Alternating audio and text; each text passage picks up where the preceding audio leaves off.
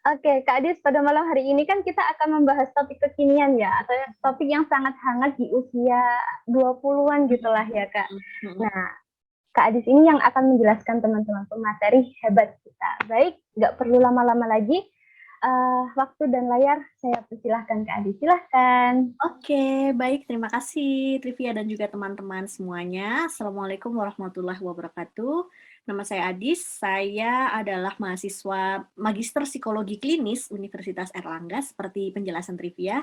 Mungkin teman-teman di sini yang pasti bingung, apaan sih psikologi klinis? Mungkin secara lebih gampangnya adalah, saya adalah calon psikolog yang akan praktek di rumah sakit, membuka klinik, dan juga lebih banyak lagi. Jadi, ada yang namanya psikolog perusahaan, mungkin teman-teman tahu HR, dan juga HRD gitu ya, personalia, tapi juga ada juga psikolog pendidikan yang di sekolah-sekolah. Nah, saya kebetulan kebagian yang di klinik gitu.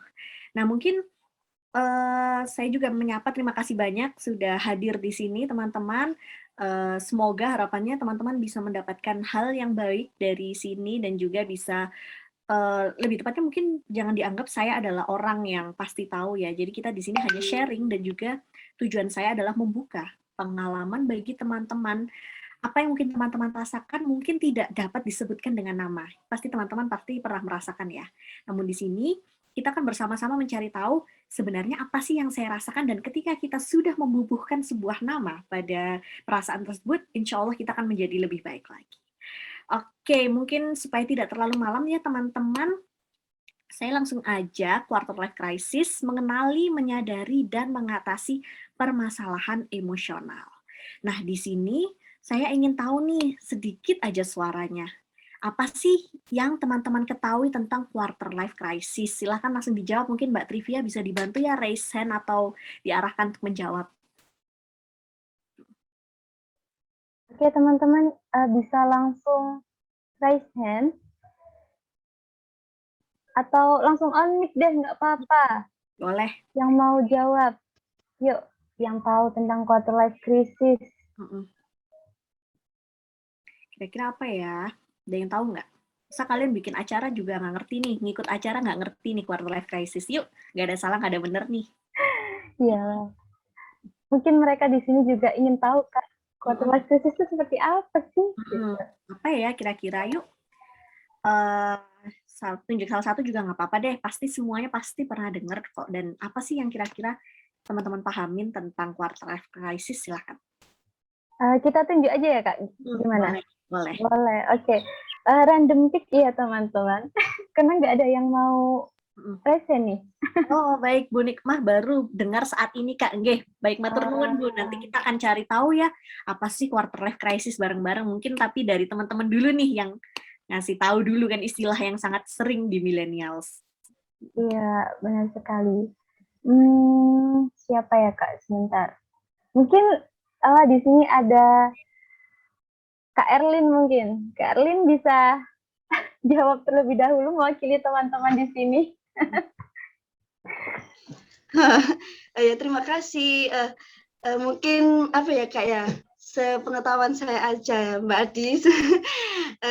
Setahu aku kalau quarter life crisis itu apa perasaan kayak kita tuh khawatir soal masa depan kita, kayak aduh kok teman-temanku udah pada bisa gini ya, kok aku gini-gini aja, apalagi sekarang kan semuanya itu kayak serba online, bener-bener kayak kita harus di rumah terus di rumah itu bener-bener kalau lihat sosmed itu, loh temanku kayak hebat banget sih bisa kuliah di luar negeri atau hal-hal lain, jadi kayak kita itu insecure ya, ada perasaan insecure juga, terus kayak perasaan takut lah kayak masa depan gitu, lebih takut ke masa depan kayak gimana, jadi lebih ke khawatir, anxiety gitu sih, setahu aku aja sih Mbak. Gitu. Iya, terima kasih kesempatannya. Terima kasih banyak Mbak Erlin atas penjelasannya. Tadi ada beberapa nih ya kata kunci yang kita dapatkan. Yang pertama, ketakutan dengan masa depan atau ketidakpastian, apalagi di saat-saat online kayak gini. Pasti teman-teman ngerasain ya kalau nanti kuliahku akan seperti apa, nanti masa depanku, usahaku akan seperti apa di masa pandemi ini. Nah, apakah ini serupa dengan quarter life crisis? Kita akan cari tahu selanjutnya. Tapi masih ada pertanyaan lagi nih. Tapi ini dijawabnya pakai angkat tangan aja ya. Saya ingin semuanya mengangkat tangan jika sepakat dan tidak mengangkat tangan jika tidak sepakat. Oke. Yang pertama adalah quarter life crisis adalah gangguan psikologi. Setuju atau enggak? Quarter life crisis gangguan psikologi. Ada yang enggak? Semuanya ada yang angkat tangan? Monggo, nggak ada benar salah ya, teman-teman. Oke. Oke, wah ini ada beberapa yang angkat tangan. Oke, ya. Oke, terima kasih banyak. Nah, selanjutnya yang nomor 2 adalah quarter life crisis atau krisis seperempat abad hanya dialami oleh usia 25 tahun. Benar atau tidak? Benar atau tidak ya? 25 tahun. Oke, mitos. Baik. Oke, tidak ya, tidak ada ya. Selanjutnya yang ketiga adalah quarter life crisis bisa muncul sebagai kecemasan, ketakutan, dan ketidakpastian. Angkat tangan kalau setuju. Oke, baik, ya. Oke, saya lihat ada beberapa angkat tangan nih. Oke, wow, banyak sekali yang angkat tangan. Terima kasih banyak, teman-teman. Dan apakah quarter life crisis akan menetap hingga akhir? Silakan angkat tangan jika setuju. Sampai akhir hayat nggak ya, kira-kira? Oke. Oke. Wah, ini tidak ada ya. Baik, kita lanjut aja ya ke selanjutnya. Oke, oh fakta. Ini untuk, Mbak Erlin untuk yang tadi ya, nomor 3 ya. Oke, baik. Terima kasih banyak atas jawabannya, teman-teman. Nah, kita kan sekarang cari tahu ya, kalau sudah gini kan kita jadi ngerti dasarnya tuh apa sih yang aku pahamin tuh benar atau enggak gitu.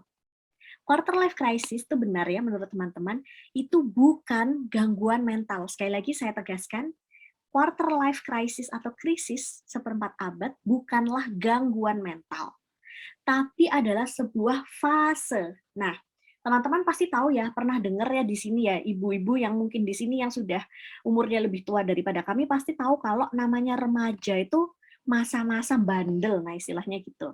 Yang punya anak juga masa-masa umur 2 tahun itu masa-masa bandel. Nah, bisa dibilang quarter life crisis adalah fase di mana kalau remaja itu bandel, tapi yang sekarang itu untuk orang apa ya namanya, yang baru mau menginjak kedewasaan gitu. Dan ternyata tidak harus 20-an tahun, tapi mulai 18 tahun hingga 30 tahun. Dan bentuknya itu benar teman-teman, berupa kecemasan, ketakutan, ketidakpastian, dan baik dalam hubungan, keluarga, dan juga masa depan. Nah, contohnya kayak gimana sih Kak Adis? Kalau misalnya teman-teman tahu, ketika kita lulus kuliah, misalnya nanti, ataupun ketika kita lulus SMK atau SMA, pertanyaan pertama yang kira-kira muncul apa nih teman-teman? Langsung tulis di chat aja boleh, kalau misalnya berkenan. Apa ya kira-kira pertanyaan yang muncul pertama kali saat kita akan lulus atau kita sudah lulus, baik itu kuliah, SMK, SMA, nggak peduli apapun, pokoknya jenjang sekolah udah selesai. Kira-kira apa ya? Nah, kerja di mana ya? Kuliah di mana ya? Mau kemana? Nah, pertanyaan-pertanyaan ini kan sebenarnya kita tidak tahu ya, akhirnya itu di mana. Itu sama kayak quarter life crisis. Bedanya nih teman-teman, kalau buat teman-teman kita yang, nah ini, saya mengalami kasus anak saya mau penjurusan SMA dan rencana kuliah juga. Nah, ini contoh yang bagus dari Bu Nikmah. Jadi, ketika kita bingung mau sekolah di mana atau kuliah di mana, itu bayangin bedanya gini, bayangin teman-teman. Kita tinggal milih aja, aku kan mau sekolah di sini, terus dapat danem sekian, langsung masuk gitu. Atau kalau nggak dapat danem sekian, sedih, tapi ya udah, terus akhirnya cari yang lain gitu. Tapi, nah ini, kalau Bu Nihma ini juga rencana kuliah, saya mau penjurusan SMA dan rencana kuliah juga. Nah ini aja udah bingung, karena apa? Karena kita nggak tahu nih akhirnya berakhir di mana. Apalagi yang udah lulus kuliah sama SMA. Yang kerja itu rasanya kalau kerja itu berapa tahun sih teman-teman? Kerja itu kan kayak hampir seumur hidup ya.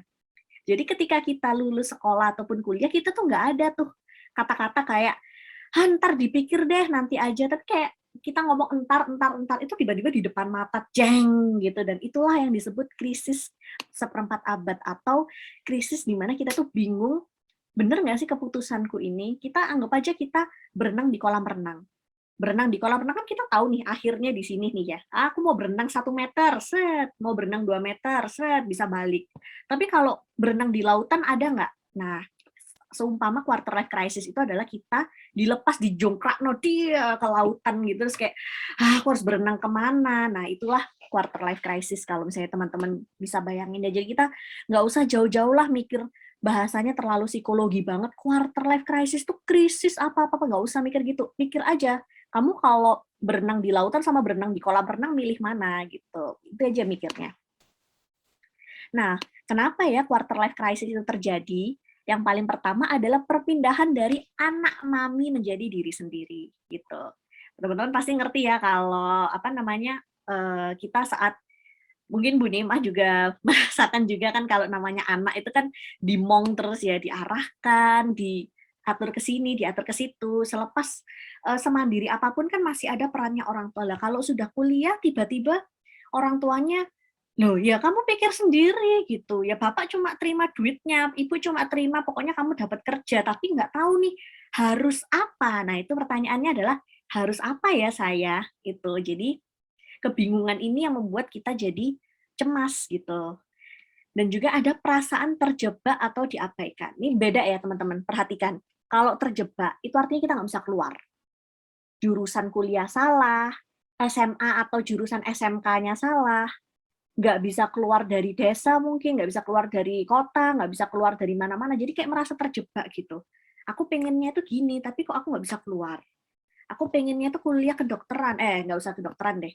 Aku pengennya tuh kuliah manajemen, tapi kenapa saya kuliahnya di kedokteran?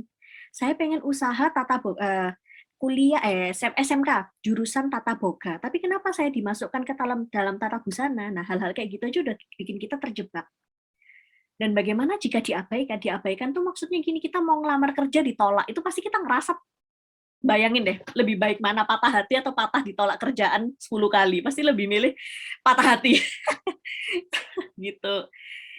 Jadi memang merasa diabaikan, merasa tidak berharga itu sering terjadi saat usia-usia segini di mana kita udah cari kerja, cari sekolah, cari kuliah. Dan buat anak-anak itu sudah mulai kita beranjak dewasa dan mulai bertanya-tanya siapa sih diriku ini? Bener nggak sih aku itu adalah, misalnya saya adalah Adis yang dianggap oleh ayah saya seorang perempuan yang pintar, bisa masak, bisa gini, kenyataannya saya tidak seperti itu. Nah, bagaimana nih kalau saya nggak seperti itu, tapi orang tua saya minta seperti itu? Jelas ada ini ya, jaraknya, aduh jadi bingung gitu. Nah ini, Bu Nikmah nih, masih beruntung saat anak ada sosok ortu yang bisa mengarahkan. Zaman saya kuliah, mikirnya mata pelajaran bisa ditakjur, ditaklukkan. Nggak apa-apa Bu, kayaknya hampir semua orang kayak gitu deh Bu. Jadi memang, nah ini ya, jadi kita jadi mikir, gimana ya caranya supaya saya tuh bisa bertahan hidup atau bisa memilih, bisa ini, bisa itu. Jadi banyak sekali pilihan-pilihan ataupun kebingungan-kebingungan karena tidak adanya sosok pendamping gitu.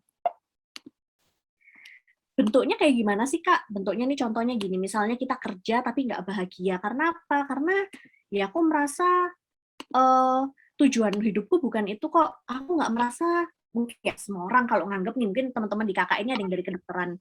Saya ngerasa gini nih, nggak mau jadi dokter gitu. Tapi orang tua saya kok nyuruh jadi dokter ya. Jadi waktu kerja saya ya udahlah, pokoknya orang sehat gitu ya, bisa-bisa dibiarin malpraktik dia mah gitu. Tapi ternyata let's say yang dia kedokteran tapi dia sebenarnya sangat suka manajemen gitu. Ya udah, dia sebenarnya dia akan lebih bahagia, nggak apa-apa kerja di rumah sakit, tapi saya bukan jadi dokter, saya jadi manajer rumah sakit. Nah, hal-hal seperti itu bisa menjadi salah satu apa ya, pengganggu kita lah, masa kita mau kerja di tempat yang kita nggak suka gitu. Dan juga bentuk selanjutnya adalah ini yang paling sering dirasakan, apalagi kalau kalian nonton TikTok ya, Siska Cole dan sebagainya, mau melakukan banyak hal tapi nggak ada duitnya coy. Nah ini siapa, ini aku melihat kalian semua mengangguk dan tersenyum. Jadi ini juga bentuk quarter life crisis, apalagi kalau kita buka sosmed. Sosmed tuh kayak aduh nggak habis pikir ya saya itu, kok banyak banget orang tuh pada pamer duit. Ganteng lihat saldo dong, pasti kalian pasti ngerti ya. Ganteng lihat saldo, cek saldo dong. Nah, ini kayak kita itu kenapa ya kok harus hal seperti itu aja dijadikan ketidakbahagiaan, tapi kenyataannya memang banyak loh yang pingin A, B, C, D, E, tapi nggak ada uangnya, nggak ada fasilitasnya, ini udah bikin krisis gitu. Dan juga menyadari bahwa banyak kesempatan di luar sana tetapi terjebak di sini. Nah, kalau kita lihat-lihat tuh kayak pikirannya gini ya, kalau kita tiga pernyataan itu contohnya kayak gini, aku tuh harusnya nggak kayak gini, aku tuh harusnya kayak si Y, si X, si Z, tunjuk aja semua yang bapaknya mafia, ibunya pejabat pemerintahan dan sebagainya. Tapi benarkah kita akan bahagia jika kita mendapatkan hal tersebut. Nah, itu pertanyaannya adalah itu. Bener nggak? Bener nggak sih kita tuh bahagia kalau dapat duit banyak? Oke, uang itu memang bisa membeli kebahagiaan, tapi kebahagiaan yang kayak gimana? Nah, kita akan cari tahu selanjutnya. Jadi, kenapa sih kok aku sulit bahagia? Bener nggak sih kalau aku harus dapetin X, Y, Z supaya bahagia? Kita akan nonton film dulu bareng-bareng, teman-teman. Film apa ya? Kita akan cari tahu. Tetet. Sebentar.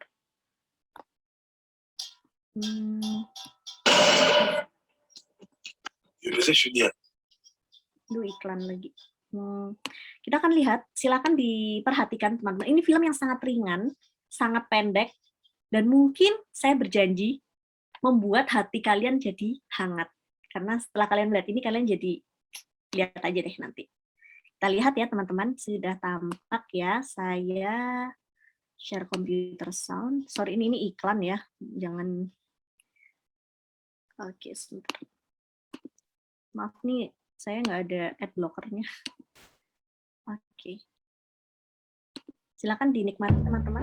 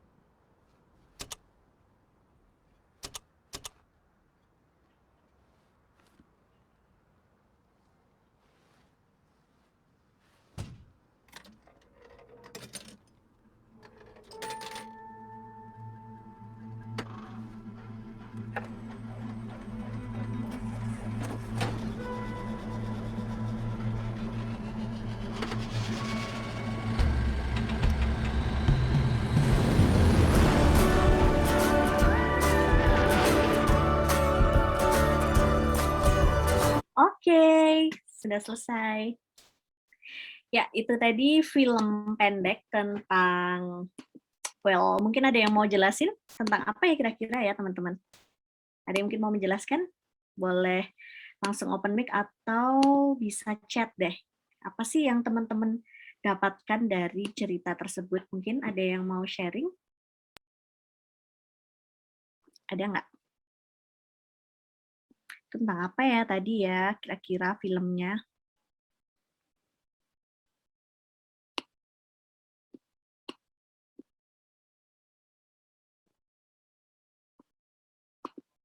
Filmnya tadi jalan kan ya, tapi ya Kak Trivia ya? Jalan Kak tadi, sudah jalan. Oke. Mungkin kalau teman-teman masih bingung nih apa hubungannya ya film itu tadi sama quarter life crisis, mungkin secara lebih gampangnya aja, oke ini, usaha tidak akan mengkhianati hasil. Oke, kemudian ada juga gapai cita-cita membutuhkan waktu yang tidak pendek. Oke, ini bagus sekali. Terima kasih teman-teman sudah memperhatikan dan menjawab, luar biasa. Nah, selain dari dua hal tadi, ada satu hal yang mungkin teman-teman disadari atau tidak, itu ada di film tersebut dan semoga ini juga bisa membangkitkan suatu perasaan dalam diri kalian, yaitu yang paling penting adalah kapan sih terakhir kali kita merasa bahagia seperti anak kecil? Kapan kita terakhir kali memiliki cita-cita ataupun impian yang seperti anak kecil yang simpel sekali, tapi kita berusaha untuk mendapatkannya? Kayaknya di usia sekarang hampir nggak pernah ya. Udah lama, oke. Sering, waduh, sering. Mungkin boleh diceritain nih Bu Nikmah nih. Seringnya kayak gimana nih Bu Nikmah? Ngerasa senengnya kayak gimana nih? Mungkin boleh sambil cerita. Oh ini, nah ini bisa makan rujak gobet aja sudah bahagia. Wah ini saya juga setuju Bu, makan rujak buah enak Bu. Iya, ini kemudian Mas Dedi, bisa jadi ketika masih SD. Wow, ini reflektif sekali ya teman-teman ya. Kenyataannya salah satu penyebab quarter life crisis adalah karena kita membatasi kebahagiaan kita pada hal-hal yang ya bisa saja sebenarnya kita bisa bahagia tanpa itu. Tapi kita memaksakan diri untuk bahagia gitu. Hidup itu sering naik dan turun teman-teman. Tapi yang jadi masalah ketika kita turun, kita nggak bisa nih memanjat gitu, untuk ke atas lagi. Kan selalu kita mikirnya gini ya, nggak apa-apa, hidup itu naik dan turun, nggak apa-apa deh sekarang nggak keterima SBMPTN, atau nggak apa-apa deh sekarang nggak dapat kuliah yang bagus gitu. Ntar paling suatu ketika ada yang mau ngasih aku duit, ataupun ada yang mau ngajak aku tiba-tiba masuk ke kuliahnya. Hei sobat, tidak seperti itu cara berpikirnya. Kita harus berpikir ketika hidup ini turun, apa sih yang bisa diri kita sendiri lakukan supaya kita bisa memanjat naik ke atas.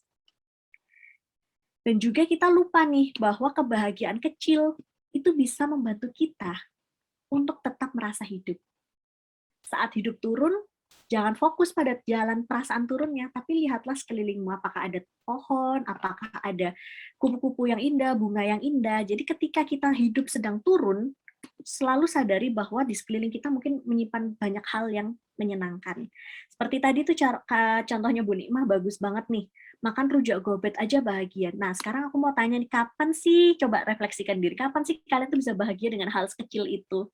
Pasti kalian selalu ada mikir gini, saat misalnya mikir gitu, pasti juga ada yang mikir, tapi kan cuma gitu aja, gitu. Tapi pertanyaannya, dengan kamu yang gitu aja sama dia yang nggak mikir gitu aja, lebih bahagiaan mana? Lebih bahagian dia kan, bukan kalian. Jadi kayak pikiran kayak, cuma gitu aja masa seneng sih? Nah itu sebenarnya benar-benar pencuri kebahagiaan sih gitu. Nah ini Mbak Trivia makan es krim seneng. Nah ini kayak makan es krim aja udah seneng, ya udah gitu. Itu akan lebih baik daripada kita memaksakan diri. Aku nggak akan bahagia kalau aku nggak diterima di BUMN atau PNS gitu misalnya. Itu akan kalian mau nunggu berapa tahun lagi? Belum lagi kalau mungkin gagal gitu. Dipuji bos sudah senang. Nah ini oke banget. Atau ketika bisa punya waktu tidur lama. Sama Mas, saya juga Mas. Kemarin saya begadang 3 hari. Saya juga main tidur. Itu hal-hal seperti itu kita nggak akan pernah sadar kalau kita itu nggak kehilangan. Bener nggak? Itu Kita nggak akan mau tidur kalau kita nggak pernah begadang. Kita nggak akan pernah mau lapar, nggak pernah mau makan sebelum kalian kena asam lambung. Nah, ini saya baru aja kena asam lambung dan saya ngerasain penting banget lah makan gitu. Nah, bisa bobok tanpa mimpi. Ya ampun Bu, saya juga pingin Bu bisa bobok tanpa mimpi gitu. Nih, jualan laku keras Kak. Wah, ini Mbak Debbie bener banget. Jualan laku keras aja udah seneng kan. Nggak harus kita tuh muluk-muluk kayak gini. Ada kalanya kita tuh selalu mikirnya kalau ketika jualan laku keras terus kita mikir kayak, tapi kan aku nggak dapat duit banyak. Ketika nggak dapat duit banyak, tapi aku nggak dapat duit sekian. Akan ada semua hal yang bakal naik terus, dan inilah salah satu faktor pemicu quarter life crisis, teman-teman.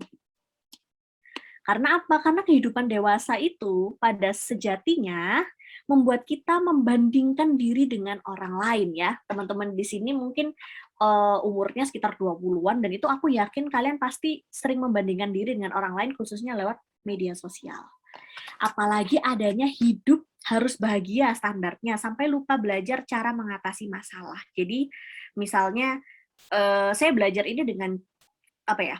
Dengan pengalaman tidak enak sih, kayak misalnya kamu cewek kok S2, kamu itu cewek harusnya nikah. Daripada saya harus mempertanyakan apakah aku harusnya S2 dulu atau nikah dulu, ya udah tinggal ngomong aja ya, saya pengen S2 aja sih, tinggal saya cari mikir caranya gimana membungkam omongan yang nggak penting kayak gitu. Jadi kayak instead of daripada kita memikirkan bener nggak ya orang lain itu, apakah jajan aku nggak bahagia, tapi bagaimana aja caranya biar kita bahagia dengan pilihan kita.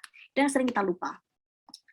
Dan jadi seandainya kita fokus pada diri sendiri, kita akan bisa lebih bahagia.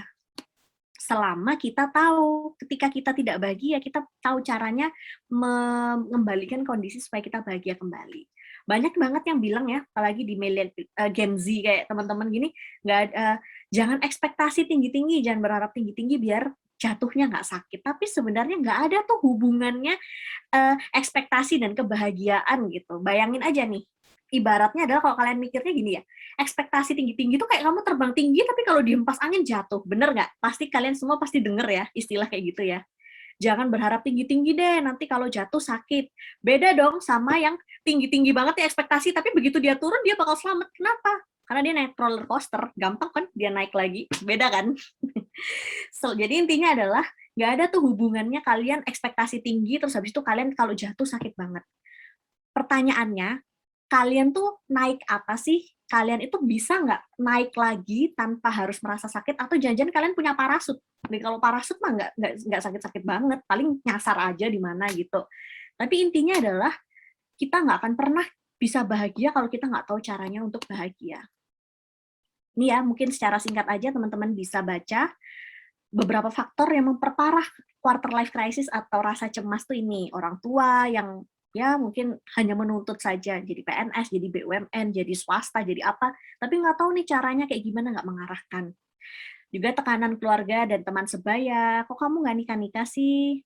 Ada juga permasalahan hubungan dengan pasangan maupun orang lain, dan tidak ada dukungan terhadap keputusan kamu.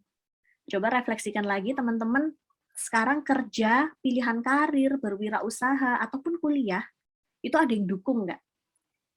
Beda nggak rasanya didukung sama bagus sih, tapi, nah itu pasti orang tua ataupun lingkungan sekitar kita pasti ada yang kayak gitu.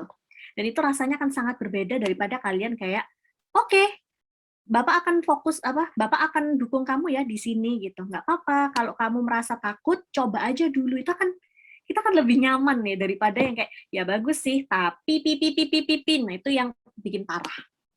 Sebaliknya, ini berlaku buat kita dan juga teman-teman, maksudnya kayak kalau ada teman-teman kalian yang mengalami hal serupa, tolong teman-teman, bagi yang mengikuti webinar ini, saya berharap bahwa teman-teman bisa menyadari hobi dan juga cita-cita yang kalian miliki, dan juga harga diri yang baik. Jadi kalian paham kelemahan, kelebihan kalian, kekuatan kalian. Nggak apa-apa kalau kalian bilang, aku tuh pinter matematika, aku tuh jenius, aku tuh kalau belajar cepat. Itu bukan sombong, teman-teman. Itu artinya kalian yakin bahwa ketika kalian jatuh, kalian masih bisa naik karena kalian masih punya kelebihan itu. Dan juga kalian bisa tahu kapan kalian bisa jatuh karena kelemahan kalian. Aku tuh orangnya suka banget nih terlambat gitu. Aku akan berusaha nggak terlambat. gitu. Jadi kalau misalnya aku tuh orangnya males sih bangun pagi, ya nggak apa-apa, tapi pastikan kalau kalian dipecat ataupun nggak lolos absen ataupun kalian pergi apa ya istilahnya dikeluarkan dari kelas karena kalian terlambat, kalian nggak menyesali hal itu, ya udah gitu.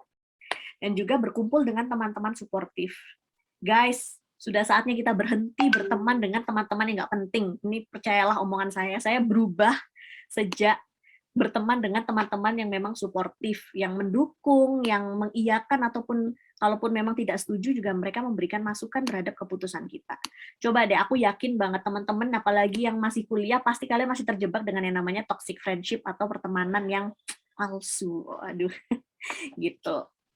Dan juga buatlah tempat yang nyaman dimulai dari dirimu sendiri. Jadi jangan berhenti membuat tempat nyaman. Kalian misalnya mengeluh, aduh teman-temanku nggak banget nih. Nah, ya udah kalian pikir aja gimana caranya supaya diri kalian itu bisa menjadi enak banget nih. Gitu. Ini Bu Nima juga nambahin, cari sumber energi positif yang lebih banyak daripada yang negatif. Ini bener banget.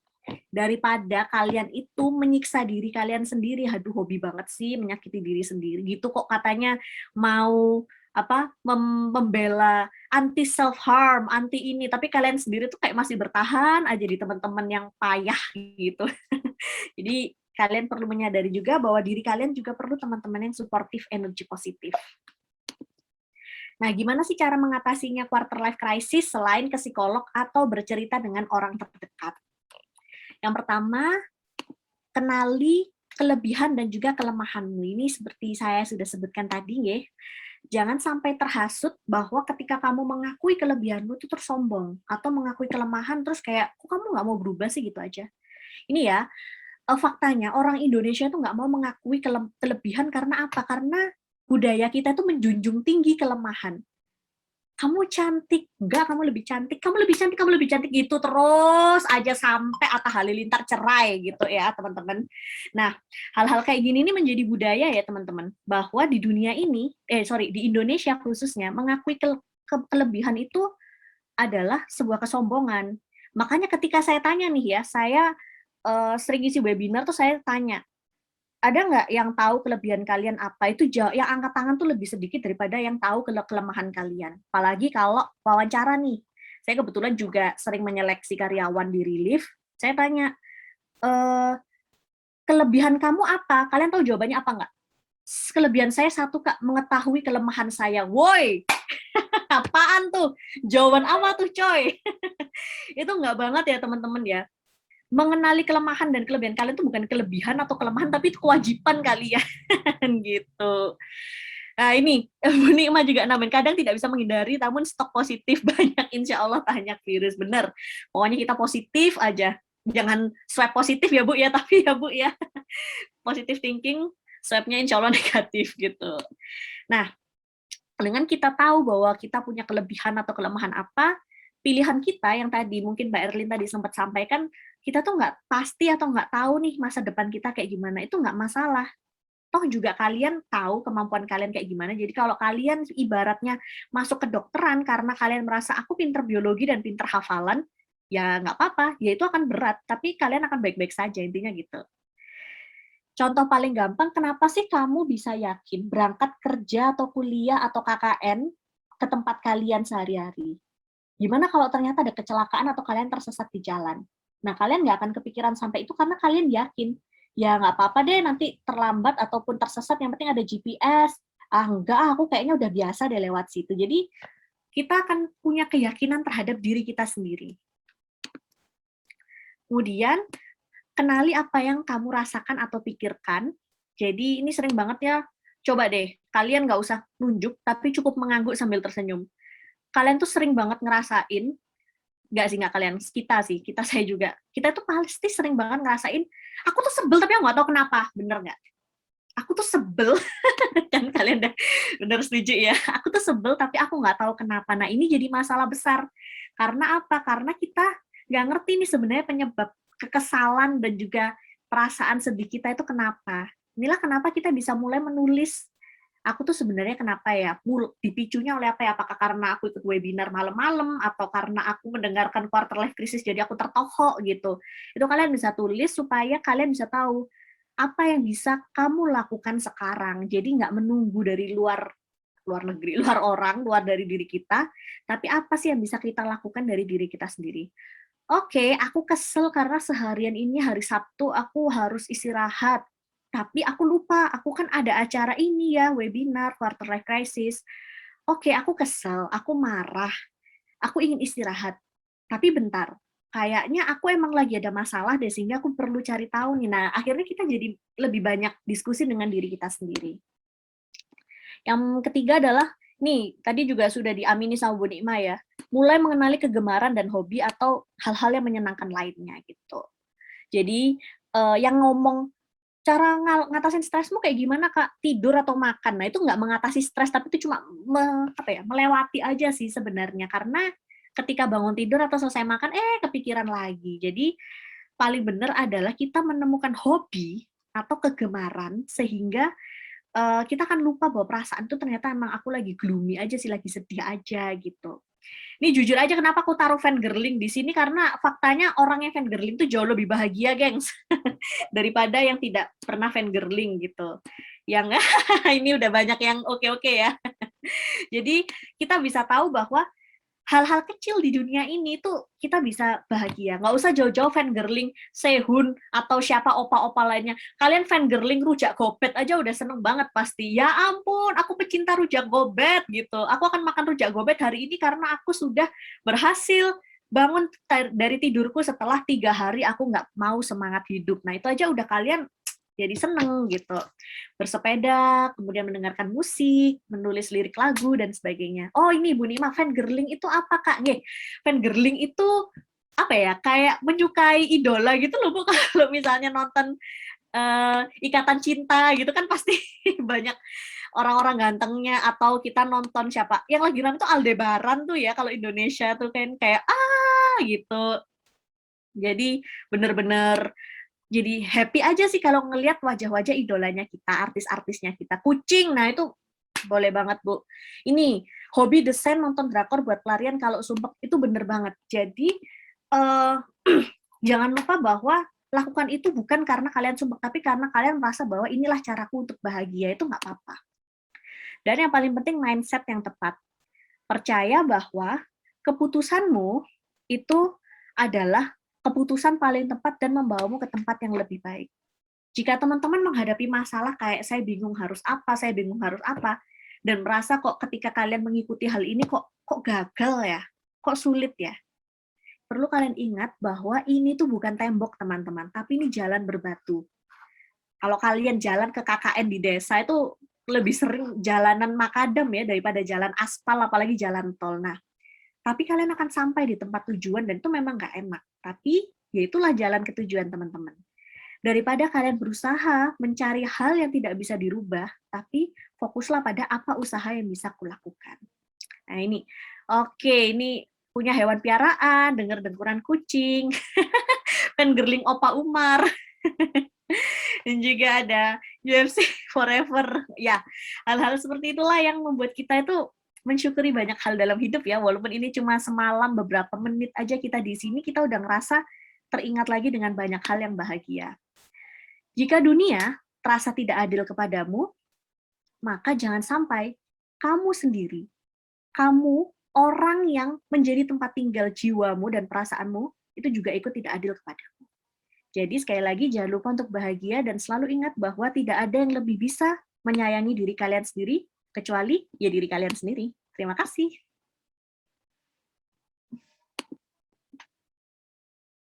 Wah, Masya Allah, seru sekali ya teman-teman materi pada malam hari ini. Materi dari Kak Adis ini membuat saya dari tadi tersenyum terus. Karena, oh iya ya, gini aja kita udah bahagia gitu ya. Berkumpul di tempat seperti ini pun kita juga bahagia. Gitu. Oke, nggak perlu lama-lama lagi. Bagi teman-teman di sini yang mau tanya-tanya nih ke Kak Adis, silahkan. Bisa lewat chat, ataupun langsung raise hand. Gitu.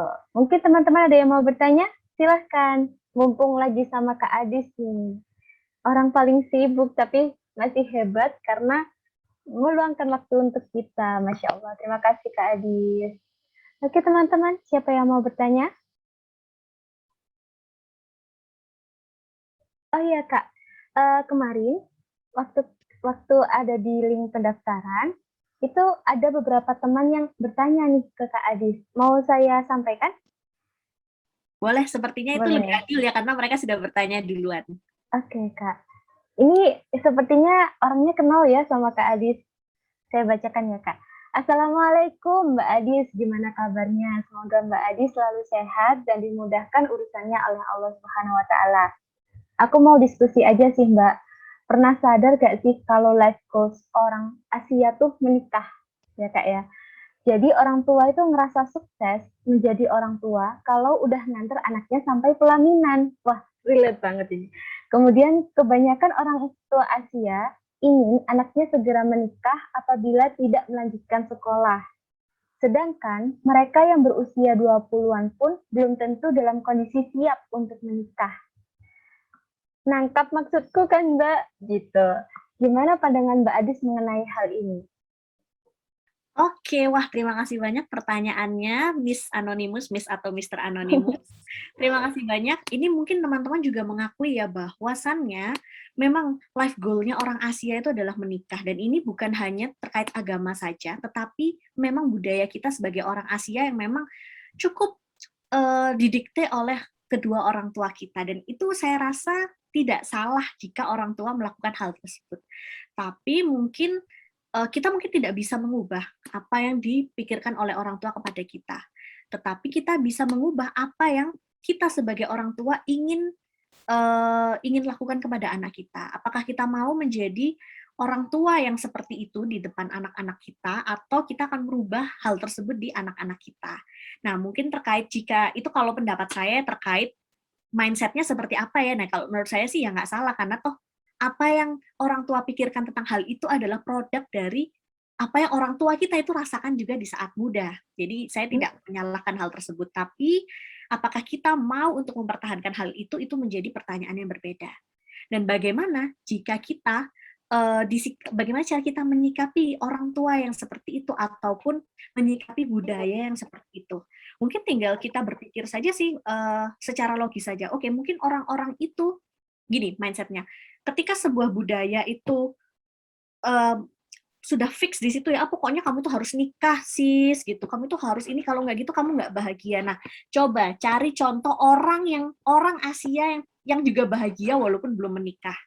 Apakah benar orang yang menikah sebelum 27 tahun tuh akan sulit dapat anak? Apakah benar orang yang 30 tahun itu artinya tidak laku? Nah, kita bisa mencari tahu apakah adakah contoh-contoh sukses, kebahagiaan lain, mungkin paling gampang mau di Ayunda lah ya, itu udah S3 tapi pacarnya ganteng, kaya, pengusaha, pejabat, dan gitu ibu kita, orang tua kita tuh pengennya, nak kamu tuh bu ya jadi mau di Ayunda, ya tapi ibu nyuruh saya nikah sekarang, itu udah nggak nyambung ya. Jadi hal-hal seperti itulah yang memang kita sebagai apa ya, millennials, generasi di mana kita sudah bisa menentukan keputusan kita sendiri, tentunya kita harus mulai menyampaikan dengan cara yang baik dan benar, salah satunya memberi contoh.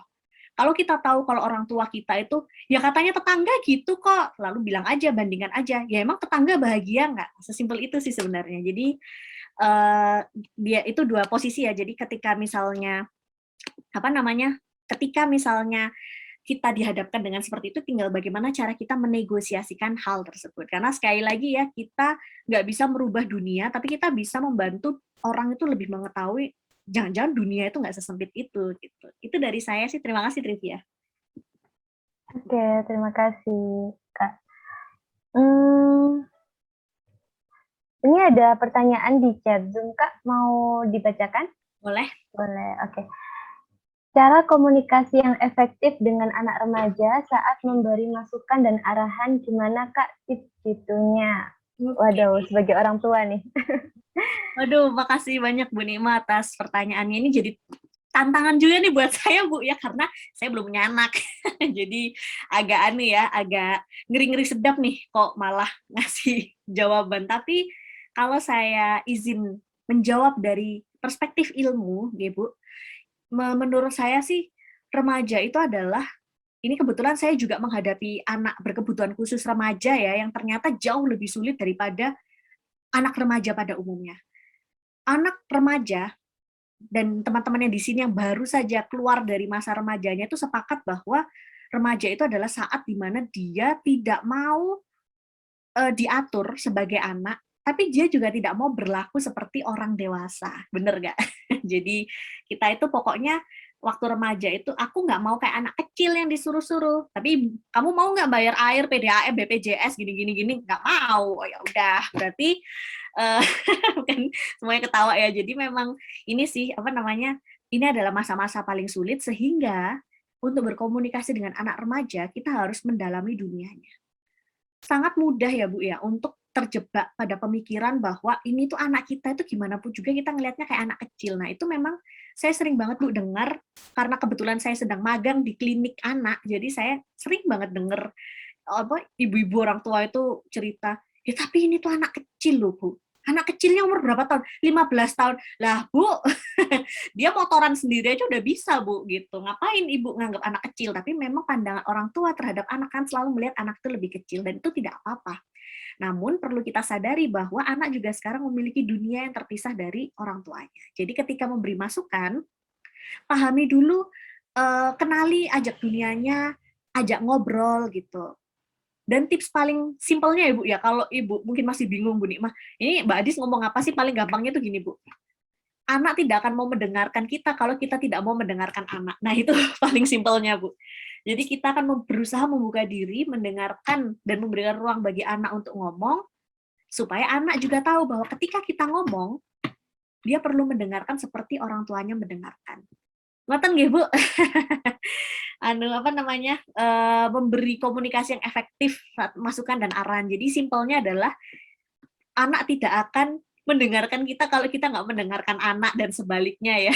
Jadi memang seperti itu Bu Nimas, semoga membantu. Itu insya Allah bisa itu sih diaplikasikan, karena beberapa kemarin ada yang tanya-tanya juga di klinik juga memang sarannya dari psikolog saya seperti itu. Terima kasih. Oke, terima kasih Kak Adis atas jawabannya.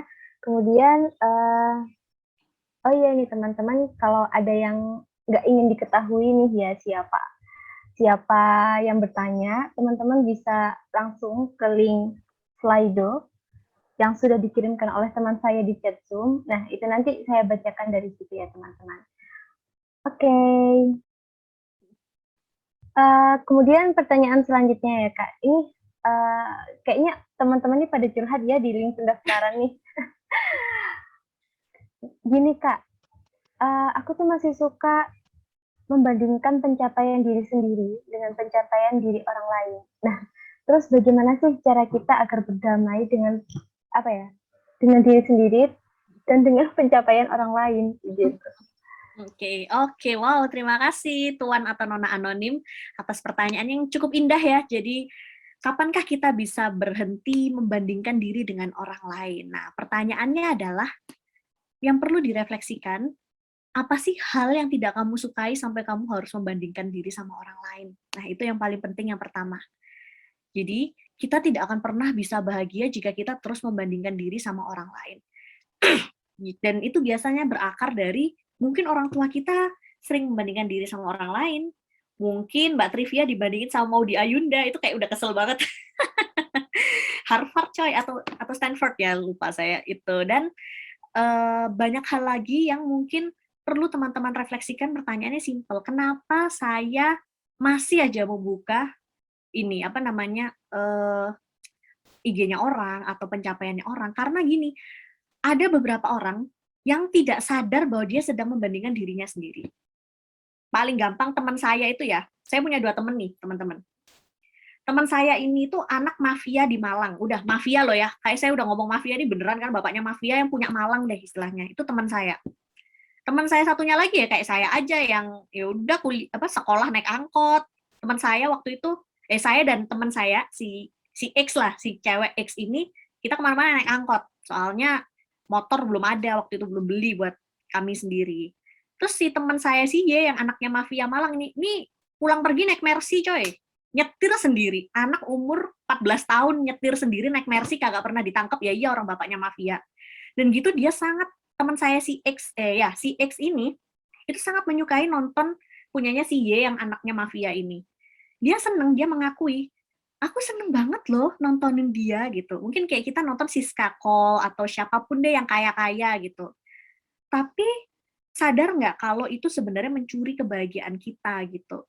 Kok aku nggak dapet yang kayak gini ya, atau kok aku nggak kayak gini, atau mungkin terlalu jauh ya karena kok kaya banget ya, tapi kebiasaan seperti itulah yang membuat kita itu jadi sadar bahwa gitu aja kita udah mikir, aku tuh nggak punya duit sebanyak itu, padahal kita masih bisa beli iPhone walaupun bekas, kita masih bisa beli McD, Burger King, dan sebagainya, dan semua makanan lain yang mungkin kalau kita bandingkan dengan teman-teman di desa ya nggak ngerti apa itu, dan itu kadang kita lupa bahwa hal-hal yang kayak gitu tuh kita kayak dongak terus, dan kita lupa kalau kita dongak terus kita bakal kesandung gitu, sandungnya sakit coy gitu. Jadi saran saya yang pertama, dan saya yakin sih tapi si penanya sepertinya sudah memahami bahwa dia sadar kalau dia suka membanding-bandingkan. Itu yang pertama adalah refleksikan apakah benar ada hal yang kurang dari diri saya sampai saya harus mencari di orang lain. Yang kedua adalah mohon sadari bahwa kelebihan Anda itu ada gitu. Jadi silahkan menuliskan sebanyak-banyaknya. Saya biasanya nulis di sticky notes nih Mbak Trivia. Sticky notes saya itu bisa apa? Kalau saya lagi sedih, saya nulis achievement saya apa sih, pencapaian saya apa. Terus saya tempel aja di dinding, terus kayak jadi satu sticky notes, satu pencapaian. Tempel di dinding, hah banyak banget, masa iya gitu. Padahal memang kenyataannya banyak banget gitu. Jadi ya banyak banget memang kita memang ngelihat istilahnya apa ya, pencapaian itu kita itu biasanya ada ini ya tolak ukurnya, aku ini maunya pokoknya yang ini gitu, tapi padahal bintang itu lebih indah kalau kita ngelihatnya itu secara kebanyakan gini kayak galaksi tata surya daripada kita fokus sama satu bintang yang ternyata sebenarnya dia berbatu gitu. Jadi harapannya kalau teman-teman mulai merasa sedih, ingatlah bahwa pencapaian sekecil apapun tuh jauh lebih berharga daripada segede batu tapi dia cuma gitu-gitu aja. Bukan gitu-gitu aja sih, dia cuma itu aja, dan ya memang kita akan lebih bahagia jika kita punya pencapaian kecil-kecil yang banyak. Jadi jangan pernah takut untuk mengakui bahwa pencapaian sekecil apapun buat Anda itu adalah pencapaian Anda. Gitu. Itu dari saya sih. Baik, terima kasih Kak Adis. Untuk teman-teman yang ada di sini, boleh kok tanya langsung raise hand atau langsung open mic juga nggak apa-apa, atau chat di Zoom nggak apa-apa. Aku kasih kesempatan untuk teman-teman yang sudah hadir pada malam hari ini. Ayo, nggak usah malu-malu. Kalian curhat pun nggak apa-apa, Mbak Adis bakal dengerin. Kita akan dengerin gitu ya. Kita nggak usah ngerasa sendiri deh teman-teman. Kita di sini pasti pernah mengalami yang namanya quarter life crisis. Yuk teman-teman, ada yang mau bertanya? Mungkin dari teman-teman KKN juga ada yang mau ditanyakan, kan nggak semuanya nih kenal Kak Adis atau pernah bertemu Kak Adis gitu ya. Boleh juga, teman-teman umum juga boleh. Boleh Bu Nikma?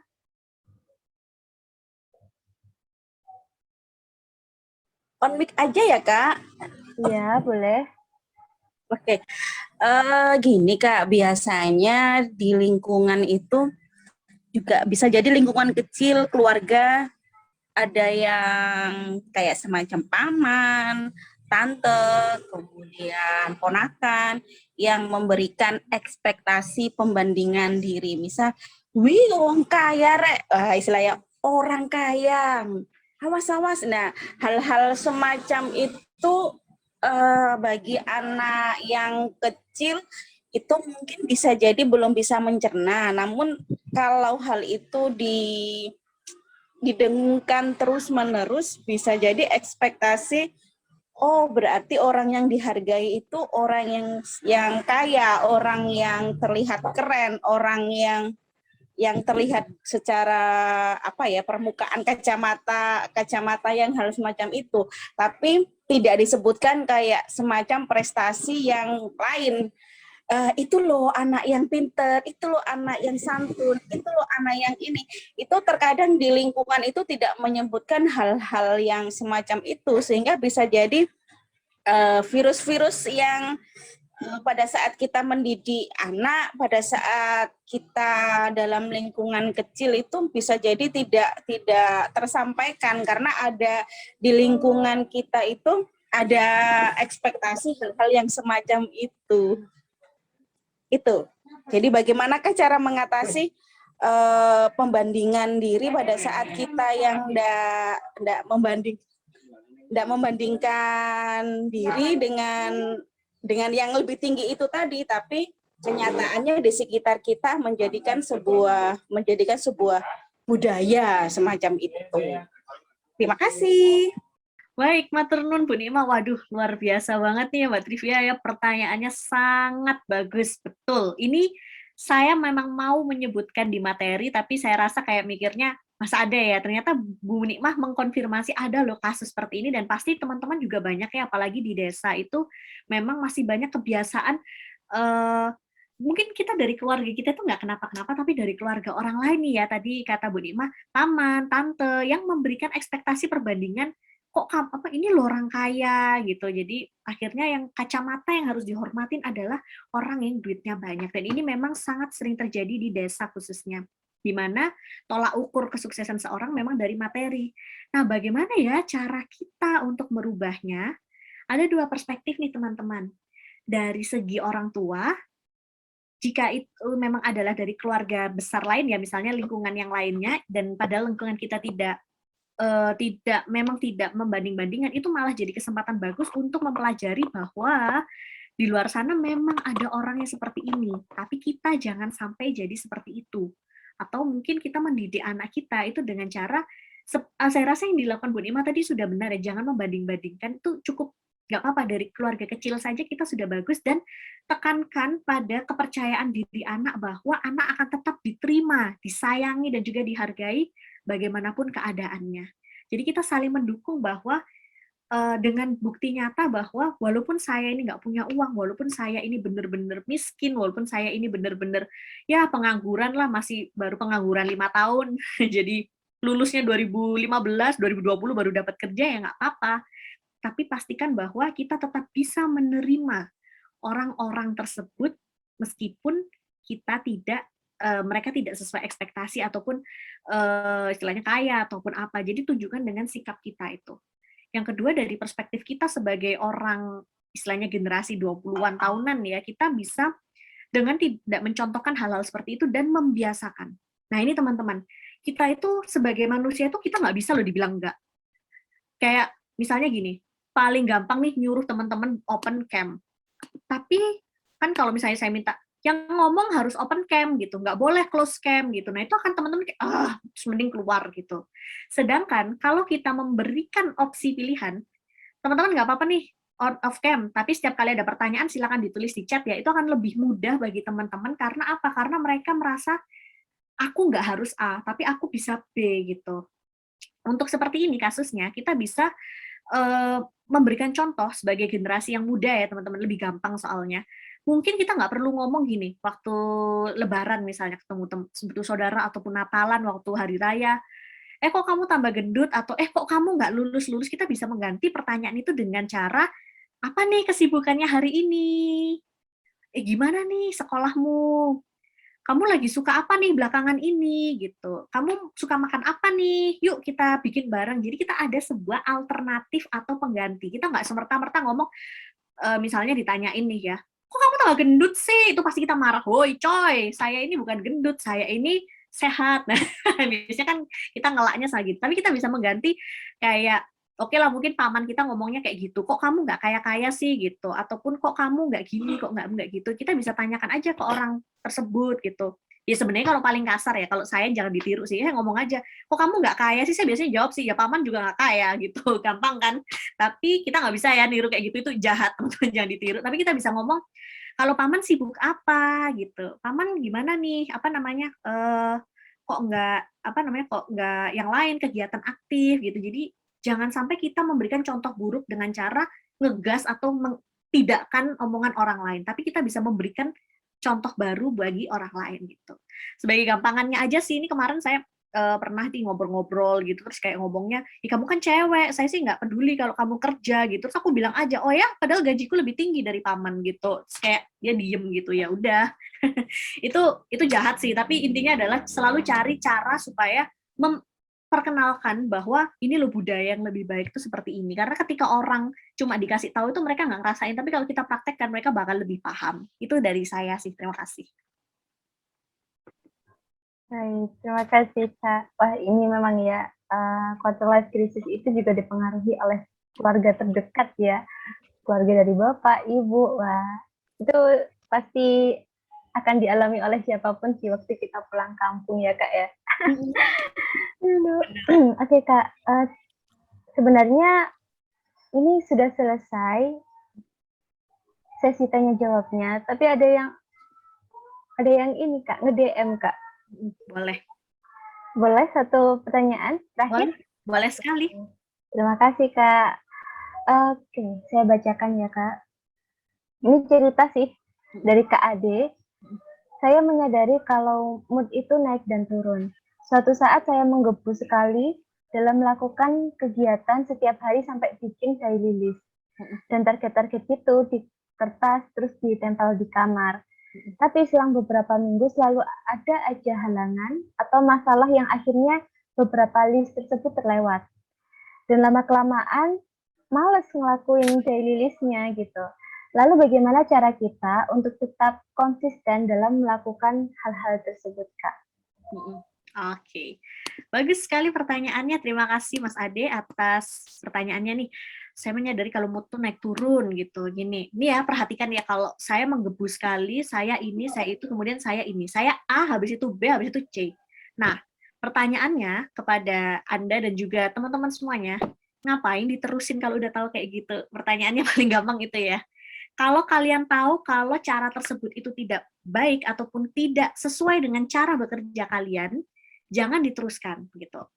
Kalau memang teman-teman, misalnya Mas Ade ini menggebu sekali nih tentang kegiatan, sempat bikin daily list gini, tapi ternyata saya selalu ada aja halangan, kegiatan terlewat dan sebagainya. Nah, kalau Anda sudah tahu nih ada celah bahwa ketika Anda akan naik, Anda akan turun pada titik ini, maka yang bisa Anda lakukan adalah mengantisipasi turunnya. Paling gampang ya, ini sebenarnya caranya banyak, tapi paling gampang tuh gini, bikin daily list target-target di kamar, bikin semua. Udah dikerjain semua, tapi terus minggu depan capek. Nah, paling gampang adalah Anda menyadari kalau Anda minggu depan akan capek. Itu akuin dulu. Aku minggu depan ini pasti capek, pasti males. Jadi apa yang bisa kita lakukan?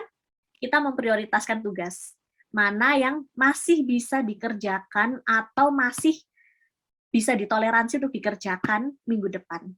Dan untuk hal-hal yang tidak bisa dilakukan minggu depan, lakukan saja di minggu ini. Walaupun Anda berpikir kayak itu kan deadline-nya masih lama, ingat, Anda pasti malas. Pasti malas minggu depan. Jadi lebih baik kita kerjakan di sekarang. Kenapa saya ngomong kayak gini? Karena saya melakukannya.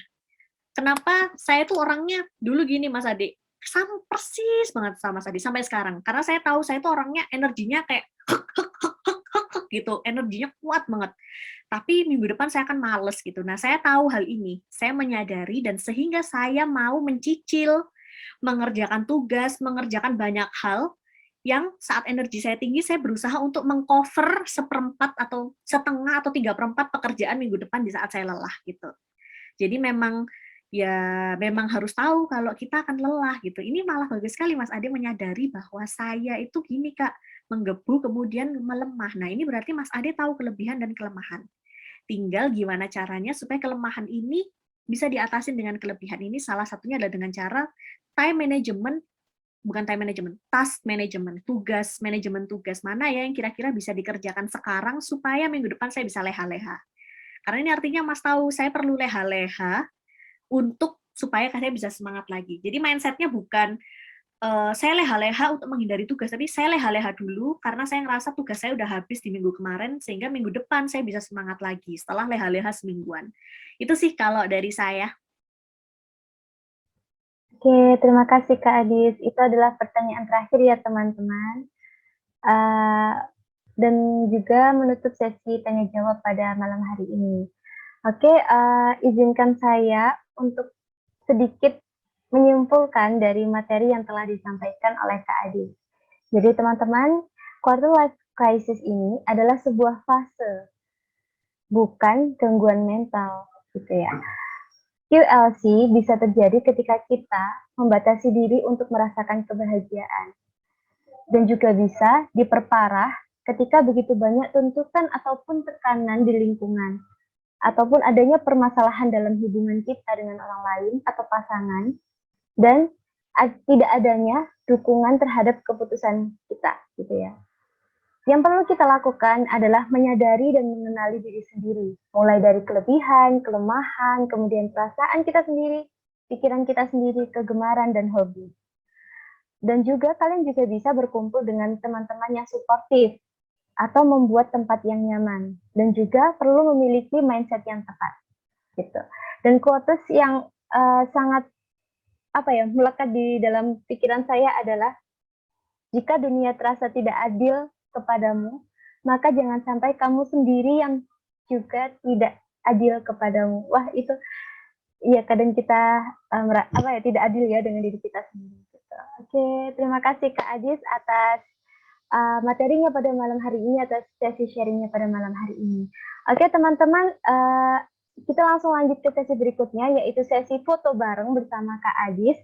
Untuk teman-teman yang ada di sini, jika memungkinkan untuk on cam, ayo on cam. Kapan lagi kan kita foto bareng Kak Adis gitu ya. Yuk, on cam yuk.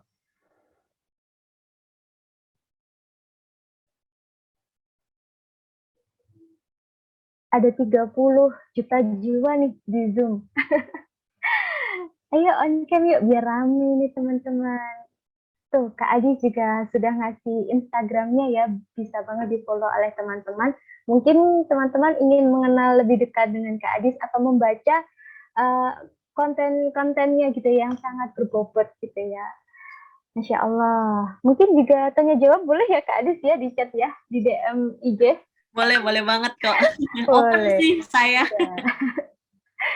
Kalau Kak Adisnya luang mungkin akan dijawab ya teman-teman. Yuk on cam yuk. Sudah? Sudah semua? Belum. Ini Kak Jinannya sudah gaya dulu. Oke, sudah. Segini saja. Saya tutup ya. 1, 2, 3, 4, 5. Oke. Yuk. Si PDD? Belum, Kak. udah action dulu. Si PDD? Oke. Di link pertama dulu ya. Link pertama. Slide pertama dulu. 1, 2, 3. Oke, sebentar ya teman-teman.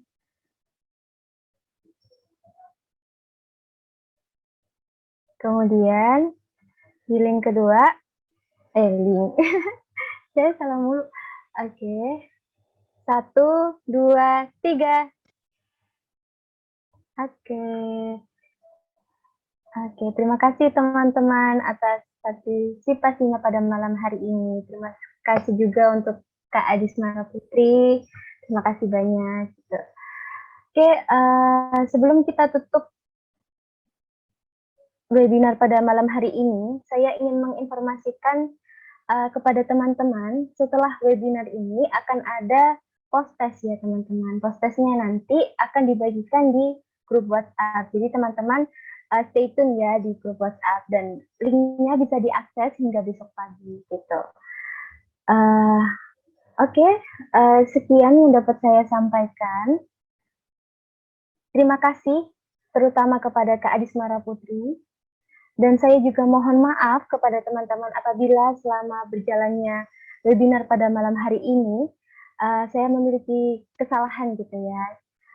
Kemudian terima kasih juga kepada teman-teman yang sudah mau meluangkan waktu untuk mengikuti webinar pada malam hari ini. Nah, untuk sebelum menutup lagi, saya ingin dari Kak Adis memberikan sedikit closing statement nih Kak. Sedikit, biar kita semakin melekat nih. Oke, apa ya? Quote-nya udah habis nih. Ya tuh, tadi udah terlalu banyak quote sih sebenarnya. Apa ya, mungkin satu hal aja sih kita lebih baik Ini sambil mikir nih, cuma lagi mood aja sih ngomong banyak hal manis-manis. Intinya kita yang masih muda-muda ataupun yang sudah tidak ada beda umur sih, maksudnya baik itu muda maupun tua maupun paruh baya dan sebagainya, ada satu dosa besar yang pasti kita akan nggak boleh untuk dilakukan, yaitu adalah penyesalan. Jadi apapun pilihan yang kita ambil, jangan sampai kita menyesal karena kita cuma bisa mengulang hari ini tuh sekali. That's why hari ini tuh disebut present atau seperti hadiah. Jadi jangan sampai kita menyesal di kemudian hari bahwa kita telah menyia-nyiakan hari ini yang cuma kita bisa dapat ya sekarang ini. Itu sih dari saya. Oke, terima kasih Kak Adis. Terima kasih semuanya. Sangat mengena sekali ya. Masya Allah. Oke, teman-teman, sekian dari kami, Panitia KKN Angkatan 68 Kelompok 127. Kami tutup. Selamat malam. Wassalamualaikum warahmatullahi wabarakatuh. Terima kasih semuanya. Sampai jumpa kembali di lain waktu ya. Terima kasih Kak semuanya. Adis. Terima kasih. Salam sehat selalu. Selamat malam Kak. Iya, semoga sehat Terima selalu kasih ya Mbak Kak ya. Adis. Sama-sama. Terima kasih. Good luck ya teman-teman semuanya. Iya, terima kasih Kak. Izin leave dulu ya saya. Iya.